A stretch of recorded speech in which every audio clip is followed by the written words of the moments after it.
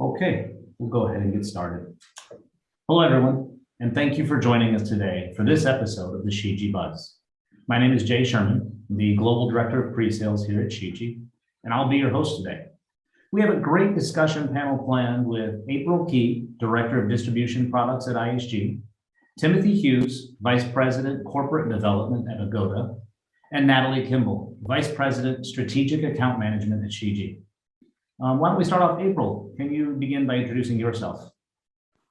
Hi, everyone. My name is April Key. I am the Director of Distribution Products here at IHG Hotels and Resorts. I have been in the distribution space for about 14 years at this point, starting my career off over at Preferred Hotel Group. I've worked for Orbitz as well, and the last half of my career being here at IHG Hotels and Resorts. Thank you. Tim? Hi, everybody. Tim Hughes here, Australian based in Bangkok, working for Agoda as their VP of Corporate Development. I joined travel in March 2000, just after the dot-com bubble blew up the whole online industry. And I celebrated 20 years in travel when COVID did the same thing and blew it up even again. So it's been a long ride from the dot-com bust to the COVID pandemic, but I'm still here. So looking forward to having a great conversation. Absolutely. And Natalie? Good morning, afternoon, evening, everyone. I'm Natalie Kimball, as mentioned, Vice President, Strategic Accounts at Shiji Distribution. Similar to Tim, I started about the same time. You would never know we've had 20 years going at this, had we? I started at Travelscape, which for those of you who have an Expedia contract, it's still the legal entity that you sign your paper on. So definitely a dinosaur. I've been around this rodeo a long time, seen a lot of changes and a lot of non-changes. I've been on property, as well as Orbitz. I think you've got three veterans here, which is pretty cool. I've also worked at a startup. I've worked for TravelClick, CRS side. So I think it'll be really interesting to kind of talk about how we work through the integrity of brand through this incredible panel. So thanks for having me. Great, thanks a lot.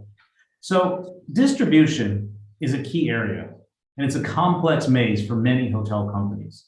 And in recent years, there have been many changes that have caused the brand and chain level functionality to migrate down to the property level. This has placed a lot of pressure on the brands to innovate and keep up. The industry's newest connected distribution paths create a lot of potential for the hotels.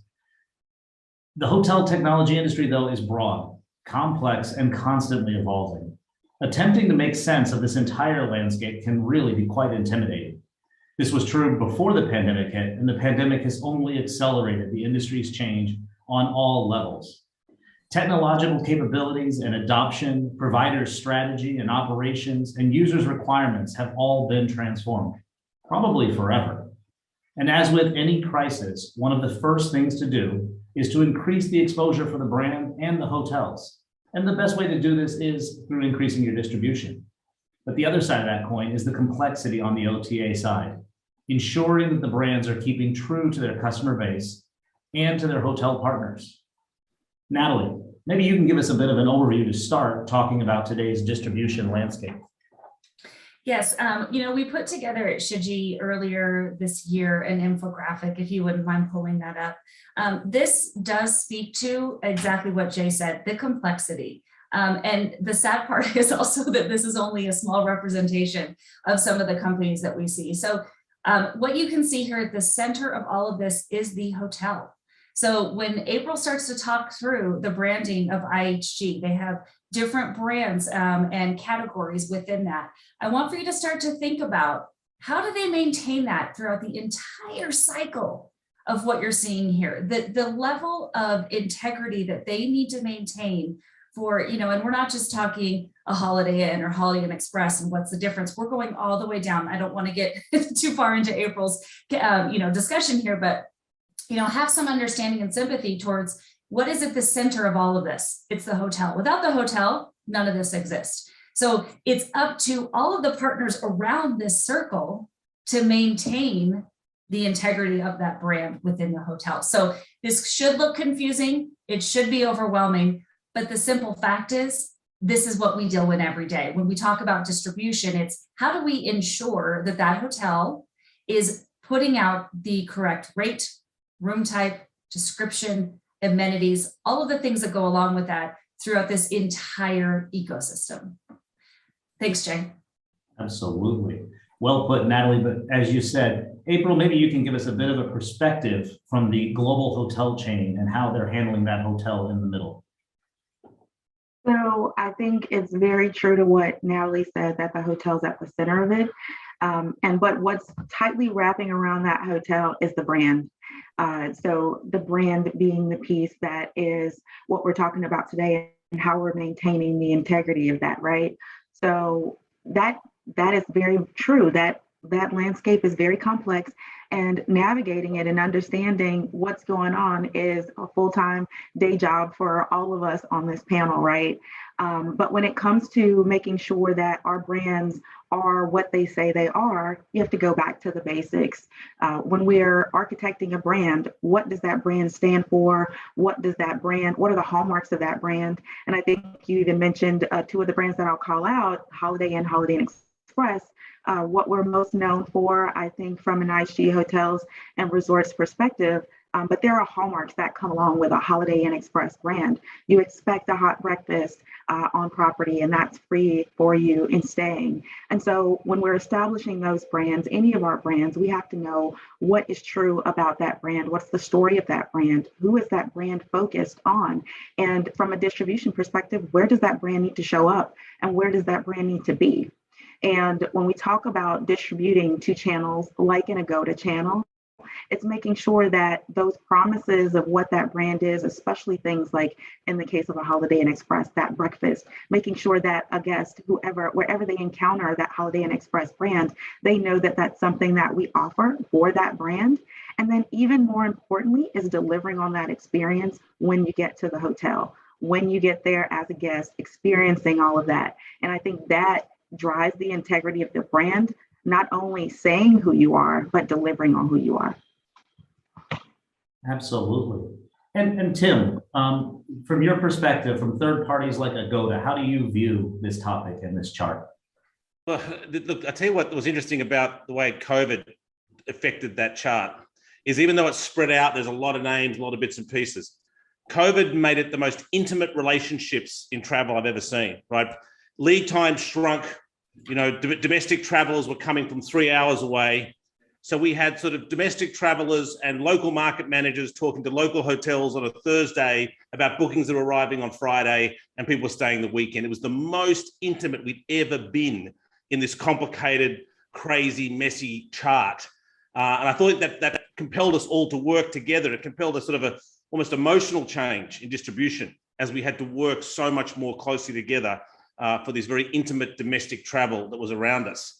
And I think the role that OTAs realized we could play is that domestic travel and COVID travel required us to play a much bigger role in demand stimulation, telling consumers what was open, where it was open, what you could do, where you could get to, the safety messaging we had to help spread about what the state of properties were in. And also in working to figure out the new flexibility of COVID, cancellation policies, different types of cancellation policies, creations of different offers. And all that was incredibly intimate. It was us working on telephones and with other digital forms of communication with hotels just around the corner from where the customers were coming from and just around the corner from where the market managers were. So it was an incredible, spread out story. And we know that story's been spread out for a while, but COVID kind of made it quite tight and intimate as well. Do you know what's interesting, Tim, as you were talking through that, what I realized is that even though the hotel is at the center and we kind of think of it as an expanding out, it's actually a loop. Because if you start at the hotel, it's wrapped in the brand, wrapped in the chain, then there's the negotiation, then you go out to the OTA, but it always comes right back to the hotel itself. So it's exactly, so it's really more reciprocal than we actually represent because that hotel relationship is so pivotal. You can't just manage it at a 10,000 foot level. You really have to talk to the hotel. It's really interesting. I hadn't really thought that through this kind of cycle of it. And we've all heard the anecdotes, but could you imagine what it was like at the front desk of the hotel or the hotel reservation operator and inside the OTA call centers during April and May last year when the world just fell apart and customers were screaming and cancellations were beyond 100%. Can you imagine that what was going on in those call centers between those two sets of people, three sets of people, including the customer, all circling around that hotel and all trying to make sense of what was going on. Can only imagine. And Tim, I'll jump in on that. That is absolutely true. It was madness. It was insane. Once it hit and we started shutting down everything, everybody's reacting to that. So our call centers, everything skyrocketed because everybody's calling in trying to figure out, can I cancel this? I'm in policy and all of that.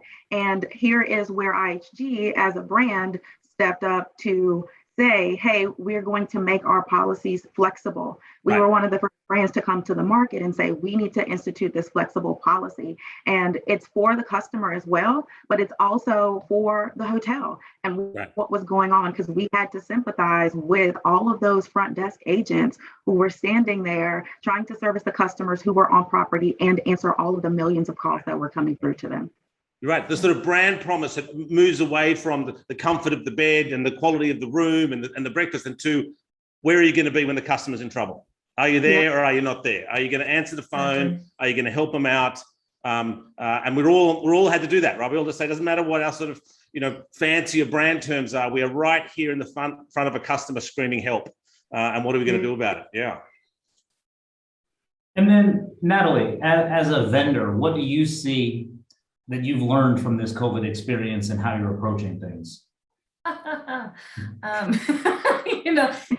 think that it was something as simple as we use Clorox, we use Lysol, there were so many, and we're not even going to go into, and I think Tim is in a region who knows this better than anyone, open borders, closed borders. It's not even, we're talking about as something as simple as our county mandates a mask inside the public space and we use Lysol. Okay, great. Sounds easy. It's not, right? So from where we sit on a distribution kind of in the middle, it's how do you relate that in the context of the property level content, then even the room level, how do you then put a picture up to represent that?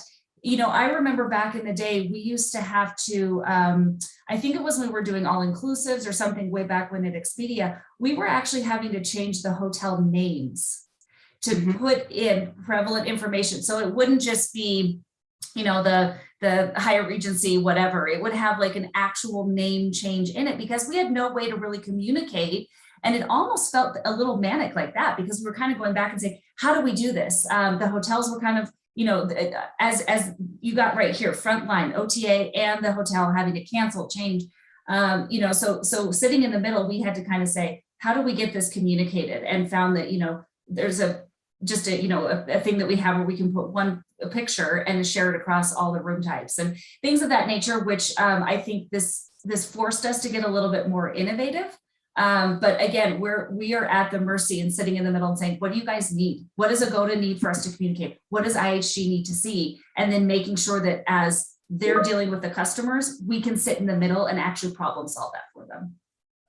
And I'll jump in a little bit to say that to connect what Tim said and what Natalie just said, that's what COVID did. It did stress us to try to figure out how do we get this message out there of what's going on at the property, whether that property is open or closed or all of that. And I think it connects a lot to what you actually said, Tim, about this bringing us all closer together, because as an industry in the distribution space, we had to get together and we had to work together to figure out what do we do, whether it was the working groups that we had to spin up to figure out, well, how do I communicate this very specific information over to the guest? So it brought us closer together in trying to solve this problem, where I know a lot of times we're competitors to some degree, but when it came down to it, we were all working together as an industry to try to figure this out with COVID. And we're right in the middle of that a lot in Asia at the moment, because in Asia, we have a lot of properties that are open, but they're categorized in certain ways. So some properties are still quarantine only properties, right? So they have to be booked in certain quarantine ways. Some are designated as people who don't have to do quarantine, but have to do one night. And then there are some that are just completely open regular. So there's this very complicated series of booking conditions and messages we have to tell. And it took a lot of hard work from a lot of people. And to think all we had to do was back in the day, double a rate and say it was 50% off, right? Don't get me started on cross-out rates. Don't cross-out rates. So it's interesting, Tim, you're talking about, you bring up especially like quarantine hotels and those kind of now things that are moving into a whole different perspective. I'm kind of curious, April, how did you find that you were able to, the booking landscape is already, the distribution landscape is already very complex. Now, when you're adding in quarantine hotels, it takes it to another level when you're trying to make sure the right product is on the right shelf. You want to make sure the guest finds the right hotel for them. Was there anything different that happened then when it was no longer just you want a hotel with a pool or you want a resort? Now you need to find a quarantine approved hotel or something like that? It was definitely a challenge, but I can say there's kudos out to our operational teams because they really kicked it into high gear of making sure that we could understand where all of our hotels were, whether they were open or closed, or if they were servicing some of our first responders and things like that. So that's definitely where they had to step in. And then from a distribution perspective, like we've kind of talked about already, it's making sure that we could be clear in communicating those things where we had some of our temporarily closed hotels out there in the world, just trying to make sure that we could support those people at the hotel level.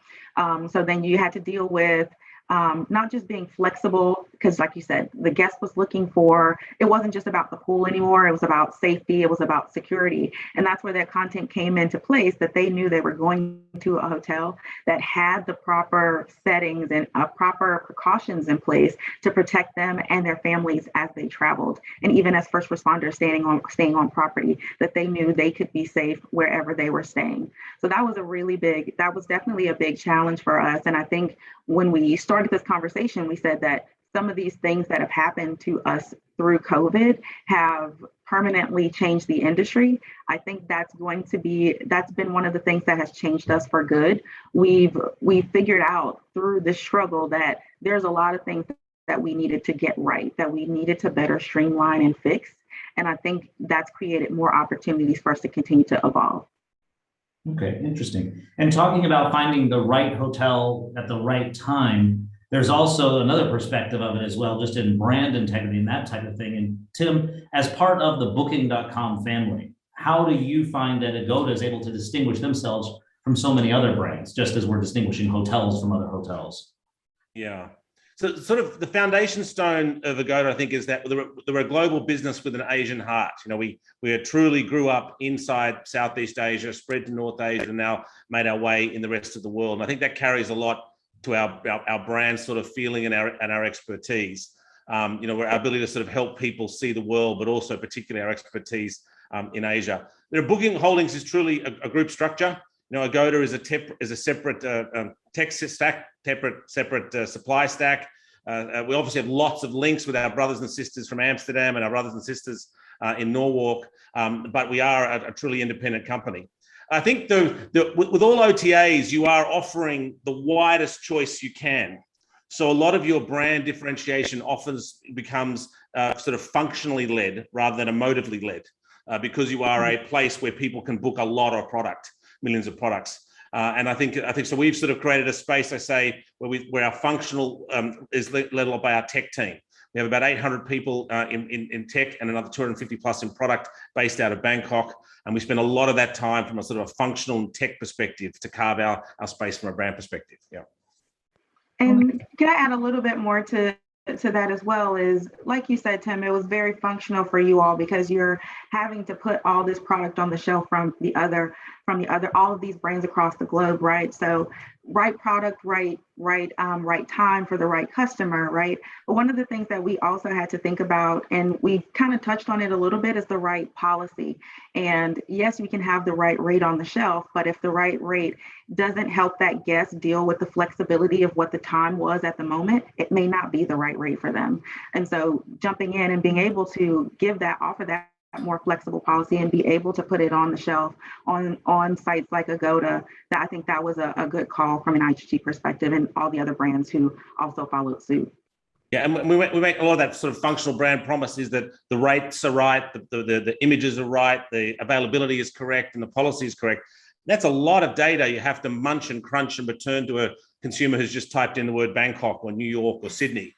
and it doesn't realize all the stuff that's gone in the background to figure out all those thousands of options now with different rate types and complicated policies. And we've had to find a way to digest that and put that forward. So that is what I meant by sort of a functional promise, that we'll get that right and we'll make that right. And we have to spend a lot of money to get that right. But the consumer hopefully just sees a good price at a good hotel.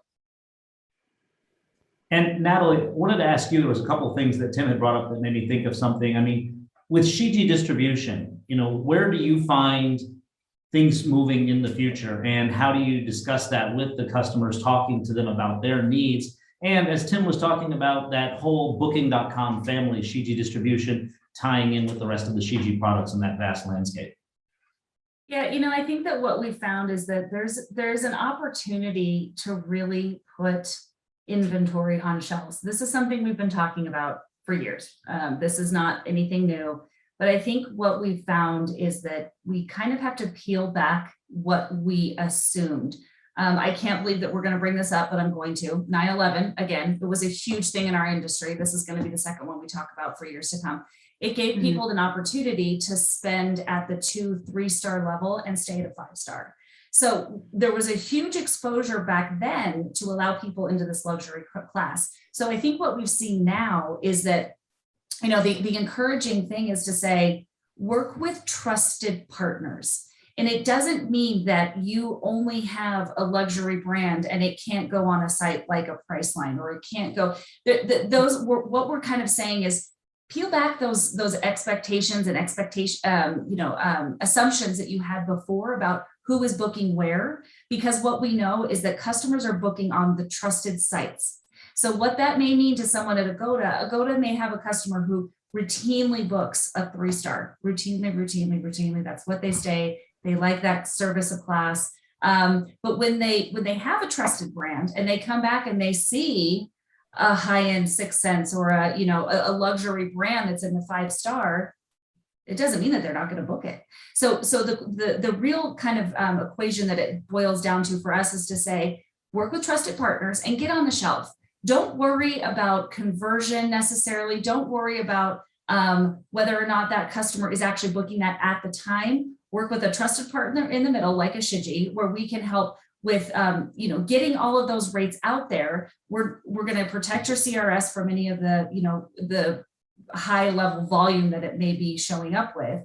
And at the same time, just make sure you're having those conversations again at the local level. Just because you're on Agoda and you're on the shelf, it may not book through Agoda, but it may book a back-end channel direct. So the message we have is just get on the shelf with trusted partners. Yeah, I can add to that as well, Natalie, because even at the onset, you want to know where your brand needs to go. But to the point you've made that about getting on the shelf, we know from a hotelier perspective, while we prefer our direct channels, we know that there is a segment of the population that is always going to go to an OTA. They're always going to go to an indirect channel to book. They're loyalists to the channel, whether it's their programs or what have you. And we just have to make sure that they see that brand, they're experiencing it the way we want to on that channel. But I think one kudos I can give to those channels is, even in that luxury market, they're allowing the customer to dream. A lot of I know I go to dream about what travel or what trips I'm going to take or what ideas I may have. And like you said, these times have given people access to a different level than they've had before, and continue to allow them to dream on that channel. And if the booking comes, it comes. Yep. Aspiration. That's how we start, right? We're right at the starting gate for a travel just boom. I'm convinced of it. And can we see it because we get to sit down here in Asia, a little bit of Europe, a little bit of America, and we see markets turn on and we see announcements. So the Americans made an announcement from the 8th of November, they're open. The Australians made an announcement from the 1st of November. Just recently, the Singaporeans and the Koreans made a deal to allow what they call a vaccinated travel lane between two countries. That night of each of those announcements, our search traffic goes through the roof. Like kapow! Like people can't close down their Google News browser fast enough to open up Agoda and type in New York, Singapore, Sydney, or whatever it is. And it's just instantly. So if you're not on the shelf because you're thinking, oh, I've got time, I can wait, this international stuff is going to take a bit of time or whatever. If you're not on the shelf, the consumers are going to search the second they hear the news that something's opening up again. So yeah, got to get on the shelf. Absolutely. And there's been a lot of talk about the COVID pandemic and even bringing up 9/11 and that. But another industry change that was happening just even before the pandemic and is continuing as well. And this is coming from one of our questions that we've had as well. How do you see mobility and, smartphones and things like that really changing and affecting consumer behavior? I guess I can jump in on that. Absolutely. I think when this pandemic hit, I think that's one of the lessons we learned: contactless, alternate payment types, all of those things that we've been talking about for so long, they became so much more important in this time. And that's one of the things that I think is going to change, about permanently change, is that that's going to become more of the focus, more of the discussion about how do we enable that and enable that new technology in our industry. The planet has just gone through a digital training boot camp, right? Like everyone has just gone through 18 months of nonstop digital training for content, for food, for deliveries, for clothing, for everything. And travel has seen that. And I think it's a step change. It's up a notch in terms of the use of the phone and digital channels. And that changes a lot. Like content is different on the phone, right? You can't, the images, that beautiful long sweeping image of your property on the beach doesn't look that good on the phone. It looks amazing on the computer, but doesn't. So you've got to figure out, how do I capture that in that size? So you've got to get the content right, and a whole bunch of other things change once this after this boot camp. So yeah, this is we've seen a step change in how people use phones. Yeah, and I was just going to say, I think it's an interesting position that we're in the industry, where what I need to know on a mobile phone is not what I need to know on a desktop. So, as an industry, we really haven't taken a hard line. I'll use someone like Hotel Tonight. I think they do a really good job at making things simplistic on their app and saying it has A, B, C, and D. I think that what we've tried to do is push this content arena of the complexity of what we have for desktop or brand.com into mobile. And it just doesn't work in that environment. So I think we have an opportunity as an industry to look at how we structure rates on mobile, make it really super simple. I mean, do we have to guarantee room types on mobile? I'm not sure. If I'm searching, I'm looking, and I'm probably interacting with the app for 2 to 3 minutes, which means I'm not even reading any of it. So are we making things too content heavy in an environment that may not need it? I think that with what we've seen in mobile and the changes that have been brought, and I'd love, Tim, you're right. I mean, I've ordered more food on my phone than I have in years previous. But, maybe there's an opportunity as an industry to kind of look at this and go, are we making this too complex for the customer? Yeah. Like what you said, Natalie, from that perspective, from that content perspective, because mobile really does make us think differently. And even if I think as a consumer, how I move about the world, it's definitely different in what I'm looking for on a desktop versus what I'm looking for when I have that phone in my hand. In my phone in my hand, I want things to be quick. I want to be able to click through, blah, blah, boom, boom, boom, I'm done. And I think that's awesome. One of the things that we were working on when I was at Orbitz is that 1 minute booking flow on the mobile app. So I think that is still very true of today.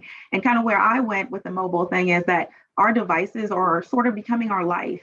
And that's a new challenge for us in the industry, in the distribution space, as well in the hotel industry, to understand what it is. So when you see IHG and Marriott and all those brands having mobile check-in, what does that look like when we're so used to having a guest walk up to a desk and say, I'm so-and-so, I'm checking into your hotel? So mobile definitely has changed in how do we communicate to the guest, but then also how are we now interacting and engaging the guest when they're booking, but also when they're even staying on property. Yeah. And that's specifically the case in Asia, where a lot of people don't have desktops or laptops. They only have the phone. I'm not allowed by our PR people and corporate communications people to tell you my mobile percentage. Apparently that's a big protected number that will outrage the SEC if I mention it. So I can't mention it. But I can tell you this anecdote.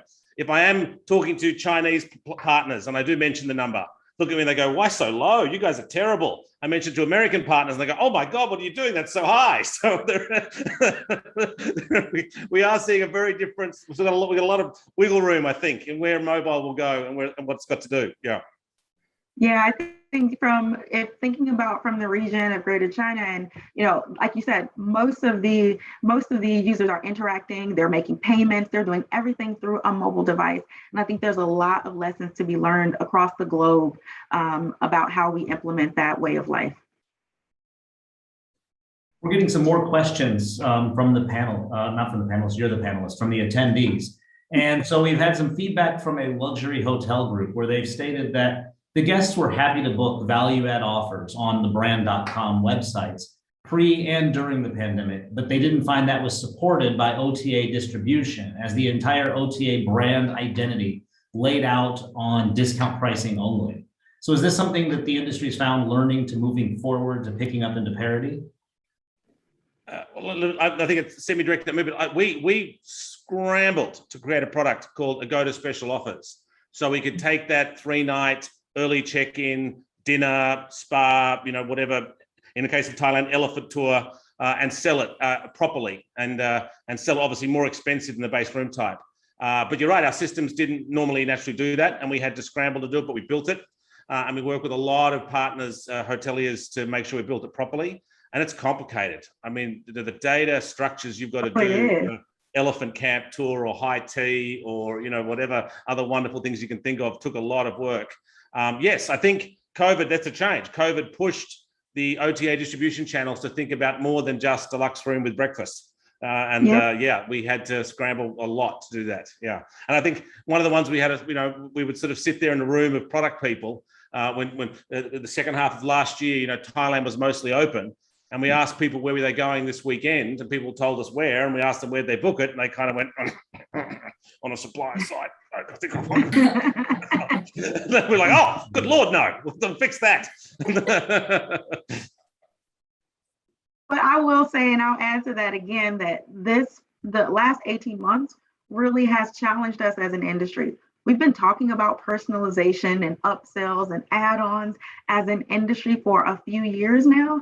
And look, this is one of those things that have come out of the last 18 months, is that we are forced to evolve. We are put in a situation where we have to be able to deliver, because it's not, like you said, Tim, it's not just about the room. I want this specific room. I want this room and I want these add-on amenities, and I want to be able to deliver. I want to be able to book that wherever I'm booking your hotel.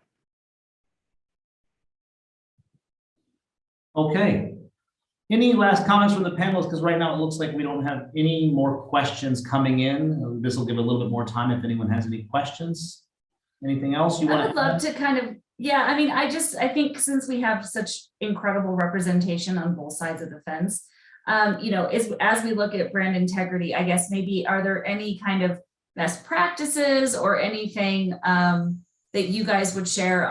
I didn't intend to actually ask that as a leading question for myself. I'll kind of answer from where we said, part of what we struggle with is just brand recognition. A lot of people go, who is Shiji? What do they do?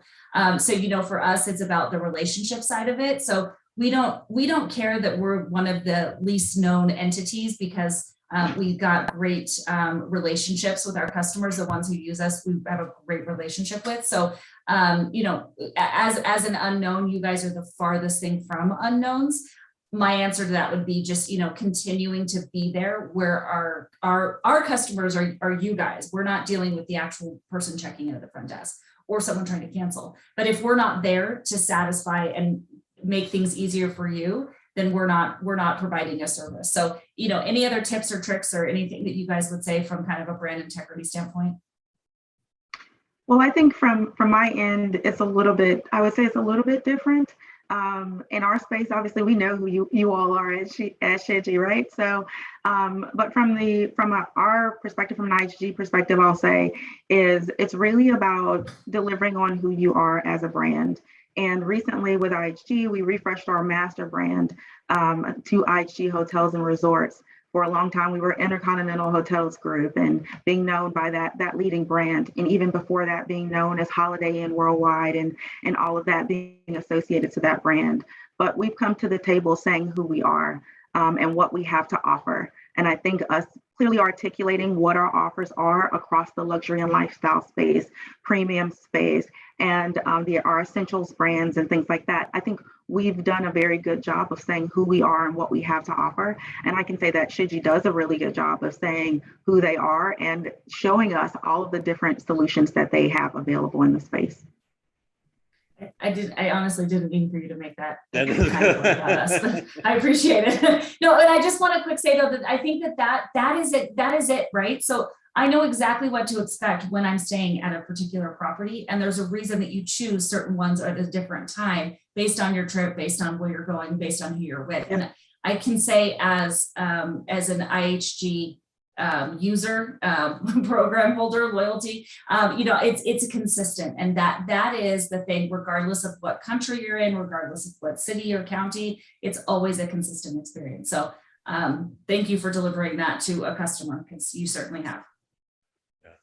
I'll quickly build on. I want to quote the co-founder of Tuna, which was a meta search in China, now an OTA in China, called Fritz Demopoulos. And he once said, and I've quoted him many times, your product is the first form of marketing you've got, right? So the starting point is your product, right? So it doesn't matter what you think your brand should be or what you think your marketing messaging should be. If it's not, if the product's not great and the messaging doesn't match the product, then you're going to fail.